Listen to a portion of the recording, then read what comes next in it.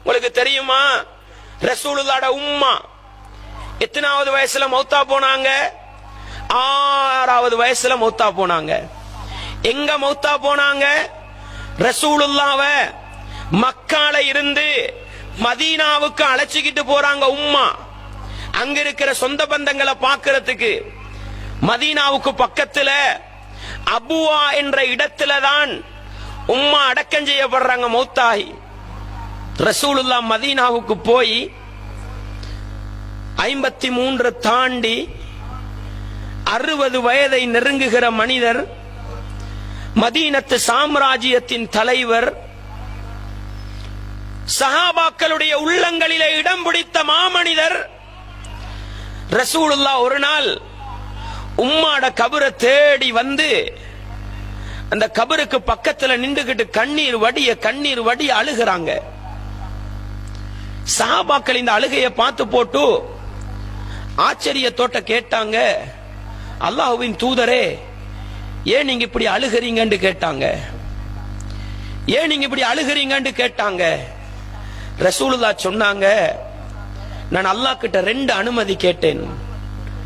ஒன்றுக்கு அனுமதி தந்தான், ஒன்றுக்கு அனுமதி மறுத்துட்டான்.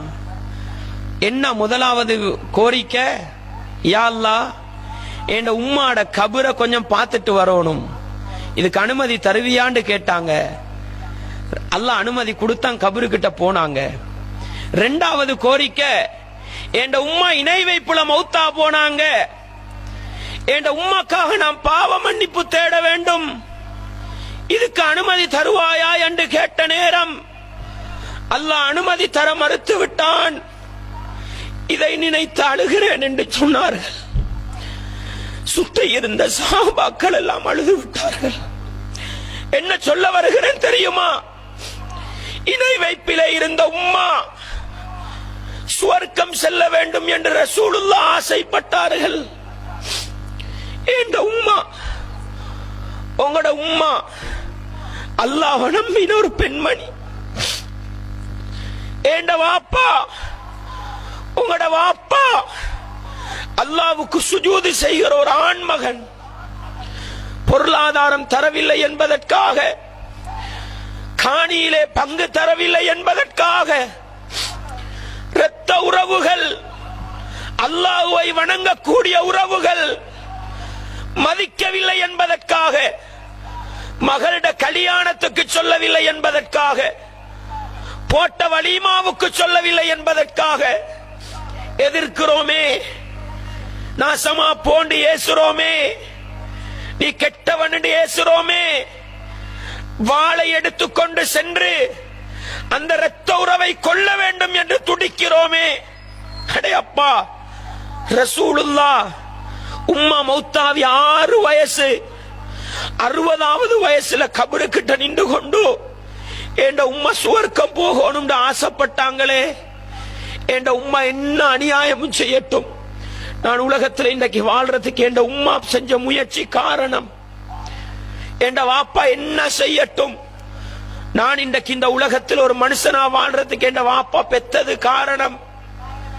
என்னோடு சிறு வயதில் முதுகிலே தூக்கி விளையாடிய என்னுடைய நானா, என்னுடைய சிறுநீரையும் என்னுடைய மலத்தையும் சிறுவயதில் கழுவிவிட்ட என்னுடைய தாத்தா, என்னுடைய மடியிலே நான் வைத்து விளையாடி கொஞ்சி என்னுடைய தங்கச்சி, உலகத்தில் என்ன அநியாயமும் செய்யட்டும் அவர்களை வெறுத்து விடக்கூடாது, அவர்களை கோவித்து விடக்கூடாது. அல்லாஹ்ட்ட கையேந்தி கேளுங்க, யா அல்லாஹ், என் வாப்பா எனக்கு ஏதாவது அநியாயம் செஞ்சிருந்தா அதை மன்னிச்சிரு, என் வாப்பாக்கு சுவர்க்கத்தை கொடுன்னு கேட்கிற உறவா மாறுங்க. அது உயிரோடு இருந்தால் என்ன, மரணித்தால் என்ன. என்னுடைய தங்கச்சி எனக்கு தவறு செய்திருந்தால் யா அல்லாஹ் நீ மன்னிச்சுக்கோ, என்னுடைய தங்கச்சியை குற்றம் பிடிச்சிடாதே, அது என் இரத்த உறவு கேட்கிற உறவா மாறுங்க. இப்படி வாப்பாவுக்கும் உம்மாவுக்கும் தாத்தாவுக்கும் தங்கச்சிக்கும் துஆ கேட்கின்ற உறவுகளாக நானும் நீங்களும் இருந்தால், என்னுடைய உம்மா வாப்பா என்னுடைய இரத்த உறவுகள் சுவர்க்க நுழைய வேண்டும் என்று ஆசைப்படுபவர்களாக இருந்தால், நானும் நீங்களும் இரத்த உறவுகளை எதிர்க்க மாட்டோம். அவர்களோடு சண்டை பிடிக்க மாட்டோம். எனவே அன்பார்ந்த இஸ்லாமிய உறவுகளே, தாய்மார்களே, சகோதரிகளே, நிதானமாக சிந்தித்து பாருங்கள். எங்களுடைய இரத்த உறவுகளின் பெருமதியை நானும் நீங்களும் கண்டுகொண்டோமா? இரத்த உறவுகளுக்கு கொடுக்க வேண்டிய மதிப்பை கண்டுகொண்டோமா? அல்லாஹ்வுக்காக சொல்கிறேன் சகோதரர்களே, நானும் நீங்களும் முஸ்லிம்கள், நானும் நீங்களும் நரகத்தை அஞ்சக்கூடியவர்கள், நானும் நீங்களும் சுவர்க்கத்தை ஆசைப்படக்கூடியவர்கள். இது உண்மை என்று சொன்னால் எங்களுடைய இரத்த உறவுகளை எப்படி இஸ்லாம் மதிக்க சொன்னதோ அப்படி மதிக்கின்ற மனிதர்களாக நானும் நீங்களும் மாற வேண்டும் என்பதை ஒருபோதும் மறந்துவிடக் கூடாது.